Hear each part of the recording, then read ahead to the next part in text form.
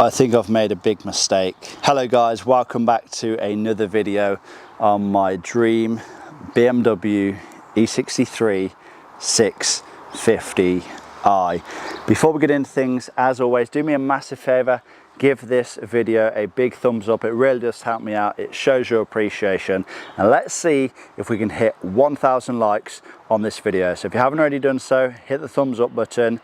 It helps me out more than you know.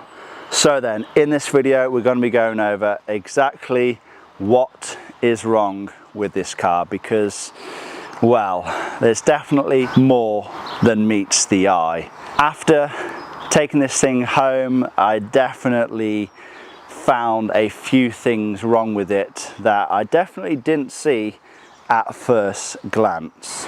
So I'm going to be talking about things that I definitely need to fix, things that I would quite like to change, and some things that I'm kind of happy to just live with. Now I just want to say, on the whole, this car has been very, very well maintained. It's been looked after by its previous couple of owners very well. If I had to say, just at a guess, I don't think this car has had any previous paintwork, which would be very rare if that was the case.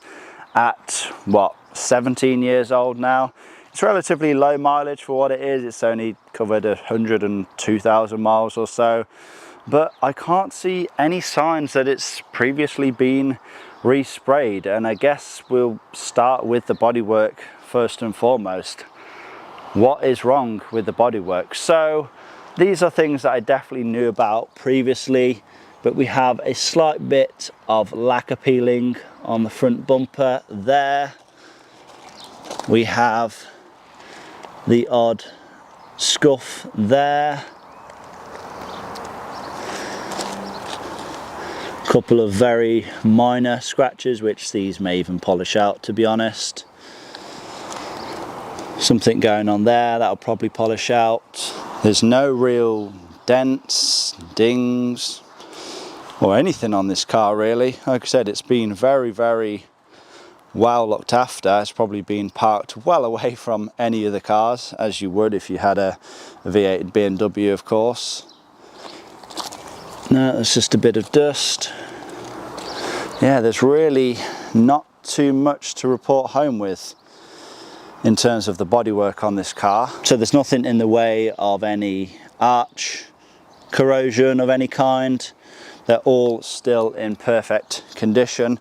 I believe the front wings are plastic, so generally plastic doesn't like to rust, so I think we're okay for those. Let me just talk about the wheels real quick. Now, if I'm being completely honest, when looking for a BMW E63 6 Series, these wheels definitely weren't my first choice. They were an optional extra, and I don't think they look particularly bad, but if I'm being honest, I do prefer the standard BMW E63 wheels. Basically the other 19-inch style wheels, I don't know what the name of them is off the top of my head, but if you know, then you know. So somewhere down the line I may look at swapping these wheels out. But in terms of the exterior, I think I'm just happy to live with how things are. I mean, like I said, you could get the front bumper resprayed or re-lacquered, but is it really worth it at this point? You know, given the car's value, I mean, how much are these worth realistically? Anywhere from £4,000 to £7,000 at this point. I mean, it's a 17-year-old car. It's in great condition. I think if you was to just respray every panel which has any kind of defect on it, you just wouldn't want to drive the thing. So I think this is a car to be enjoyed, not abused of course, but it's a car that you want to be able to drive. You don't want to have to stick this car away in a garage for 11.5 months of the year. You want to put some decent mileage on it. Now let me talk about the interior. And again, the colour of the interior definitely wasn't my first choice. I don't think cream is a particularly bad choice. I think it goes quite well actually with the grey colour of the exterior. However though, trying to keep this colour interior clean could prove to be pretty difficult. Now don't get me wrong, they are in pretty good nick. There's no real stains of any kind, although there is some staining to the rear seat belt, which I do find a bit strange, but again, I think those could come up quite good. But would this car look a lot better if it had a black interior? Let me know your thoughts down in the comments below. It does, however, have the anthracite coloured headlining though, which is good. It's the best colour I think you could have for this kind of headlining. The sunroof works fully as it should, which is good. However though, it doesn't really seem to do a whole lot. Don't get me wrong, you can open it to reveal the sky, but the roof itself, it just pops up to give you this tiny gap, which I don't really know the thinking behind it. Maybe is it to let out the hot air from the car? Is it so that you can hear the V8 burble? I don't know. Maybe some of you know the reason behind this sunroof, but I really don't think it does a whole lot. In terms of the electronics on this car, everything appears to be working. However though, we do have an issue with the SOS system, which, truth be told, is something that you are never ever going to be using. It is just this right here. Essentially, if you are in an accident, you can press that button and it will call the emergency services. However though, when you insert the key, it generally pops up with SOS failure. It doesn't stay on, you literally just press the BC button and it does clear, but it's something that you'll find does come on from time to time. Something that didn't work on this car when I got it, and it's something that I was deeply gutted about and potentially a little bit worried about, was the AC. This was not blowing AC at all. I noticed the AC compressor wasn't running either, which generally means there's not enough pressure. There's generally not enough pressure if there's not enough gas in the system. However though, it does now work. I just took it for the AC system to be recharged and it now blows out icy cold, which is a massive, massive win. I have to cover between 4,000 and 5,000 miles in this car during the heat of the summer in Europe, so I don't want to be driving around without AC. That would not be good at all. So I'm massively pleased that the AC system works. Let's pop the bonnet. Let's have a look in that engine bay. So exactly what is wrong in here then. So as I mentioned in the video where I revealed this car, it basically just needs a lot of preventative and deferred maintenance doing. So it's just ticked over 100,000 miles. We need some cooling system parts, we need the water pump, thermostat, we need the belts, the pulleys, all doing.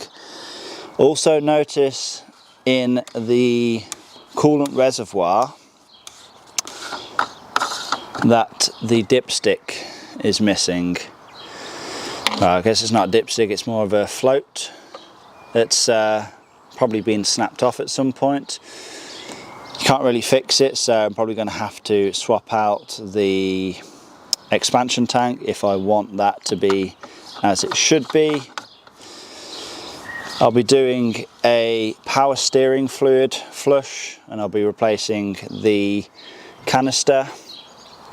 Generally when the filter inside of here gets blocked, it kind of purges out a lot of fluid, and yeah, it kind of makes a mess, just goes all over this. And the fluid level itself is actually a bit on the low side. It's literally just below the minimum, so if we have a leak or if it has just purged, you know, the fluid out of here, I don't know, but we'll do a full fluid flush. You have a look down here, it's a bit of an oily mess. So this right here is the vacuum pump. Now this is a very common failure point for leaks.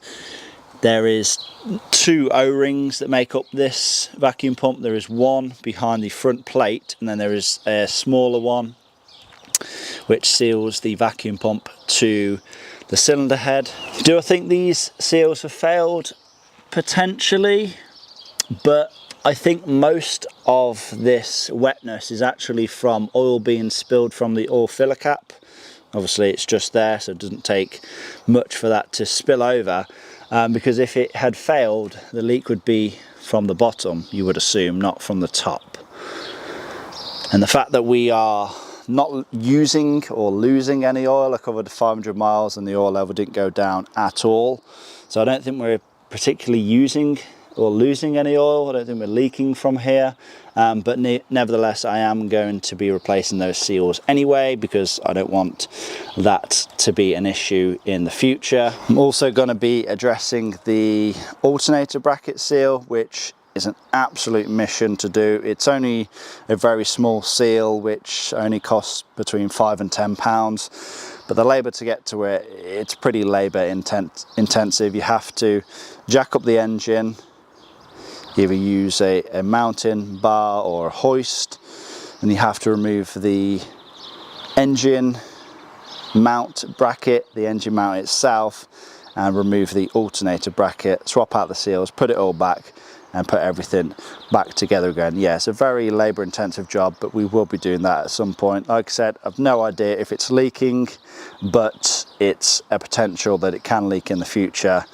And you know, given the age of this car now and the mileage, it's probably not long before it does in fact leak.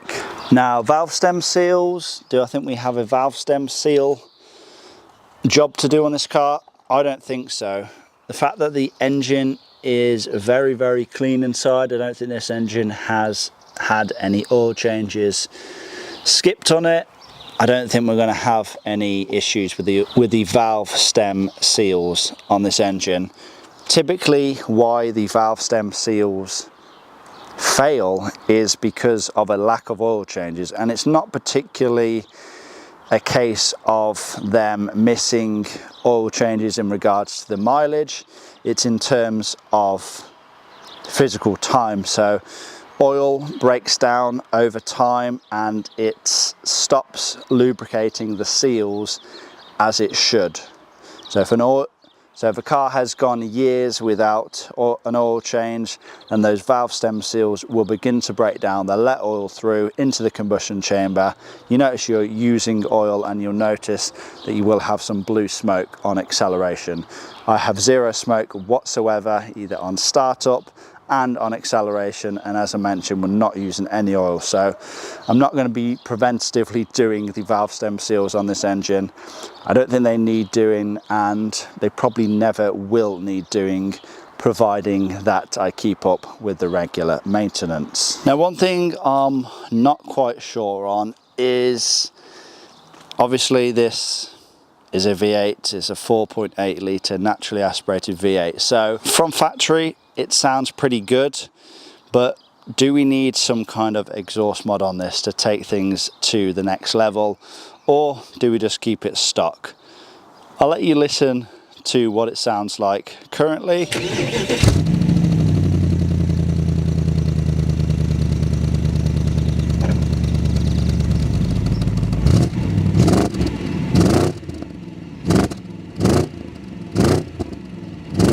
Now bear in mind that is outside of the car, literally right next to the exhaust, so when you are driving along it is a bit muted. I think this could definitely benefit from being opened up a little bit. Maybe we do a back box delete, or maybe we do a center resonator delete. Let me know your thoughts down in the comment section below. Bear in mind though, I don't want to ruin this thing. I want to, like I said, do a lot of miles in it, and I don't want it to get droney or intrusive or a bit ASBO-y. I want to kind of keep it subtle and enjoyable to drive. So then, I think I have pretty much covered everything that I can, for the time being, see that is physically wrong with this car. Some things that I'm not too concerned with that I'll probably leave as is, as I mentioned, the various blemishes on the bodywork. We need to do a lot of preventative and deferred maintenance. There's a few things that I would quite like to change if I have the option to, but I really don't think we've got a bad car here at all. Now, I do want to thank you all very much again for watching this video. Let me know if you are interested to see more videos on this car. Let me know if there's anything in particular you want to see on this car. I want to thank you all for watching. As always, remember to give it a like, leave a comment down below, subscribe if you have not already done so, and I will see you all in that next one.